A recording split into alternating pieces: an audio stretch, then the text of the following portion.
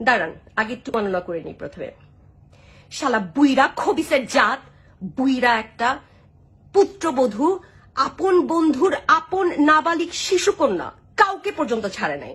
বদের বাচ্চা, খবিস, বুইরা, খাটাস। Well, I'm sure you can make a guess who that person was, didn't you? Because it wasn't very much complicated, you see. কেন complicated এত ছিল না? কারণ এই ব্যাটার চরিত্র আমরা কম বেশি সবাই জানি। এই ব্যাটা মোহাম্মদ যে আসলেই একটা বদমাইশ ছিল, এটা আমরা সবাই জানি। এখন অবমাননা করা শেষ, নাও ইটস ইয়োর টার্ন। আমাকে অবমাননা করুন। আমাকে অবমাননা করার জন্য সর্বপ্রথম আপনাকে যেটি করতে হবে, ইউকের ভিসা নিয়ে এই ইংল্যান্ডে আসতে হবে, এসে আমাকে খ্যাচাত খ্যাচাত করে কাটতে হবে, বা অন্য যে কোনো ভাবে আপনারা অবমাননা করে সুখ লাভ করবেন সেভাবে করতে হবে। কিন্তু ভেরি আনফর্চুনেট থিংস যে আপনাদের সেই মুরদটা নাই এই ভিসা নেওয়ার, আপনাদের মুরদ নাই। একটা সময় আপনাদের অবশ্য মুরদ ভালোই ছিল, সেটা কি? মেয়ে মানুষ পেটানো, ঘরে বাইরে যেখানে পেতেন মেয়ে মানুষ পেটানো, এটা আপনাদের ধর্মগ্রন্থই যদিও শিখিয়েছে। তো এখন আফসোসের কথা হচ্ছে যে এই মেয়ে মানুষ পেটানোটাও আপনাদের, এই মুরদটাও বন্ধ হয়ে গেছে।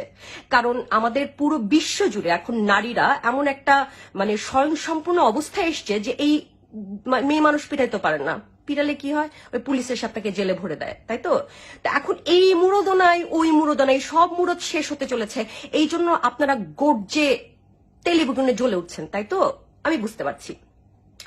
এই যে মনে করুন, এই যে ফ্রান্সে কি একটা আপনাদের মোহাম্মদের ছবি দেখালো, এতে করেই আপনাদের সেই রকম লারে লাপ্পা অবস্থা, একদম চিৎকার চেঁচামেচি করে ফাটায় ফেলতেছেন। তো এইটা আসলে আপনাদের যে ভেতরের যে চিন্তাটা কি, সেটা আমরা ভালো করেই বুঝতেছি। আমরা যারা সাধারণ মানুষ আমরা খুব ভালো মতো বুঝতেছি এই মৌলবাদের এই কারণটা। হ্যাঁ, এর কারণটা কি? এর কারণটা হচ্ছে আপনারা ওই যে বউ পিটানোর মুরদ ছিল এককালে বললাম, সেই মুরদটা তো আপনারা হারিয়ে ফেলেছেন। এবং সেটা কিসের জোরে? মেয়ে মানুষরা এখন স্বয়ংসম্পূর্ণ হতে চলেছে। তারা স্বয়ংসম্পূর্ণ হয়েছে সেই 80-র দশক থেকে এই পর্যন্ত।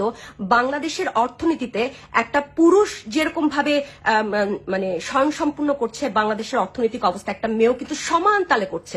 সেটি হচ্ছে গার্মেন্ট শিল্প দিয়ে। এবং এই গার্মেন্ট শিল্পের মাধ্যমে কিন্তু আমরা মেয়েরা, বাংলাদেশের বেশিরভাগ মেয়েরা আত্মনির্ভরশীলতা পেয়েছে, যার কারণে আপনাদের সেই মুরদটা নাই ঘরের বউরে পেটানো। তারা এখন স্বয়ং সম্পূর্ণ হয়েছে, তারা এখন ইন্ডিপেন্ডেন্ট হয়েছে।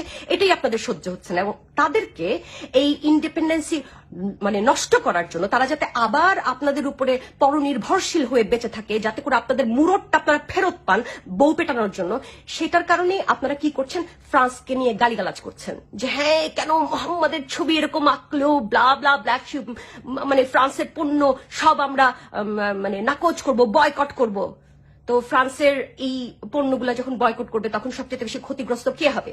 বাংলাদেশের অর্থনীতি। অফকোর্স বাংলাদেশের অর্থনীতি হলে আপনারা তেমন ক্ষতিগ্রস্ত হবেন না। আপনারা যারা ভণ্ড হুজুর, তারা কি করেন?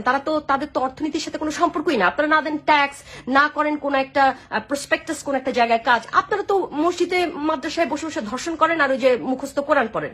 এছাড়া আপনাদের আর কোনো কাজ নাই। হ্যাঁ, আরেকটা কাজ আছে, এই যে 2 দিন পর পর বিক্ষোভ করা, মিছিল করা, মারামারি কাটাকাটি ফাটাফাটি। এই মারামারি কাটাকাটি ফাটাফাটি ছাড়া তো আপনাদের ধর্ম আর কিছু শেখায় নেই। এখন আপনারা এই বাংলাদেশের অর্থনীতির চাকা বন্ধের জন্য, যাতে মেয়েরা যাতে আপনাদের উপরে আবারও সেই পরনির্ভরশীল হয়ে বেঁচে থাকে, এই কারণে আপনারা এসব ফালাফালি করছেন। কই, আপনারা তো চীন নিয়ে কিছু বলতেছেন না। আপনাদের চীনা ভাইরা যে আপনাদের মুসলমানদের কেটে টুকরো টুকরো করে ভাসিয়ে দিচ্ছে, কই আপনারা তো কোনো একটা আওয়াজও করেন না।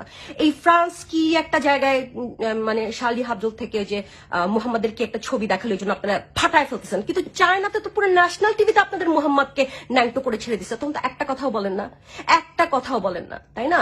তারপরে এই যে দেখুন, শিনজিং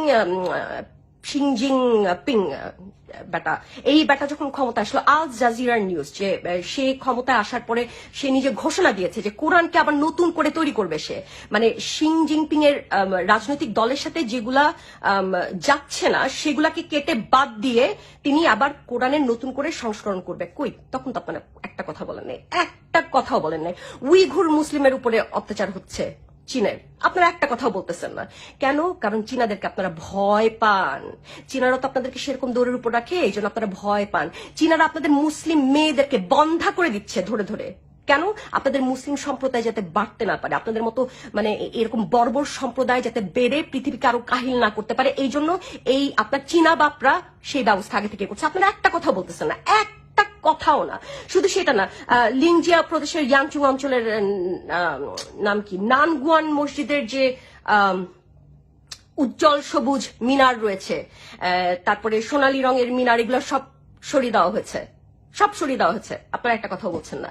তারপরে কোরআন, বিভিন্ন কোরআনকে মানে বিভিন্ন ভাবে মানে অবমাননা কি, যে সেদিন তো আমরা দেখলাম যে বাংলাদেশে একটা খুবই দুঃখজনক ঘটনা, যে একটা লোক সে মসজিদে গিয়েছিল, নামাজ পড়তেই কিন্তু গিয়েছিল, তার হাত থেকে একটা কোরআন, হাত থেকে না শেলফ থেকে যখন কোরআন পাঠতে গেছিল, একটা কোরআন মাটিতে পড়ে গিয়েছিল। সেইটার জন্য আপনারা তাকে অবমাননা করছে বলে তাকে আপনারা পুড়িয়ে মেরে ফেলেছেন। হ্যাঁ, তো এই যে অবমাননা খেলেন আপনারা, আসলে আপনারা হলো সবচেয়ে বড় কথা কি জানেন, আপনারা হলো শক্তের ভক্ত, নরমের জম। এই যে আজকে যে আমরা হিউম্যান রাইটস নিয়ে এত কথা বলি, নরম নরম সুরে এত কথা বলি, আপনারা এই জন্য ফালাফালি করেন, এই মার মার কাট কাট। চীনা বাবাজিদের মতো আপনাদের দৌড়ের উপর রাখতো পুরা পৃথিবীর সবাই, আপনারা ঠিক হয়ে যেতেন। হ্যাঁ, তো আপনাদেরকে হাত জোর করে বলছি ভাই, এসব বন্ধ করেন, এসব বন্ধ করেন। বাংলাদেশ এমনিতে পুরো পৃথিবী থেকে বহুত পিছিয়ে আছে। এই বাংলাদেশের আজকে যেই মানে পুরো মানে পৃথিবী জুড়ে এখন যতটুকুই ভালো অবস্থানে এসছে অর্থনৈতিকভাবে, সেটির চাকা কিন্তু আমরা মেয়েরাই এনেছি। হ্যাঁ, আপনারা পারবেন না আমাদের সাথে। খালি এই যে মানে কি বলে 3 নাম্বার ছাগলের বাচ্চার মতো 2 দিন হয়তো লাফালাফি করতে পারবেন, কিন্তু আপনারা সমস্ত কিছু উড়ে যাবেন, আপনারা উড়ে যাবেন। পৃথিবী যেভাবে সভ্য হচ্ছে পুরো পৃথিবী, হ্যাঁ, আপনাদের এইসব তোড়জোড় আর চলবে না, যে মার মার কাট কাট এগুলো আর চলবে না। আপনারা প্লিজ, আপনাদেরকে হাত জোর করে বলছি, এখনো সময় আছে, আপনারা এসব বন্ধ করুন, আপনারা এসব বন্ধ করুন দয়া করে। আপনারা যতদিন পর্যন্ত এই জিনিসটা বন্ধ না করবেন, ততদিন পর্যন্ত আপনারা মনে রাখবেন যে আমার দেশের মানুষই কিন্তু প্রতি পদে পদে পিছিয়ে থাকবে, নির্যাতিত হবে, বর্বরতার শিকার হবে। এবং আমাদের দেশের মানুষগুলোর মধ্যে কিন্তু আপনারাও পড়েন, আপনারা এই হুজুররাও পড়েন। 2-3টা তো আছে আবার হুজুর না, কিন্তু মানে হুজুরদের সাথে গলা মিলিয়ে সেই রকম। কেন কেন তারা এই হুজুরদের সাথে গলা মিলাচ্ছে? একটা রেপুটেশনের জন্য, যে এই যে সবাই বলতেছে ভালো থাকা যাবে সমাজে সবার কাছে, ধর্মের হয়ে লড়াই করেছি, ধর্মের হয়ে কথা বলেছি। You guys are ridiculous. যাই হোক, আশা করি আমার কথাটি বুঝবেন। ভালো থাকবেন সবাই।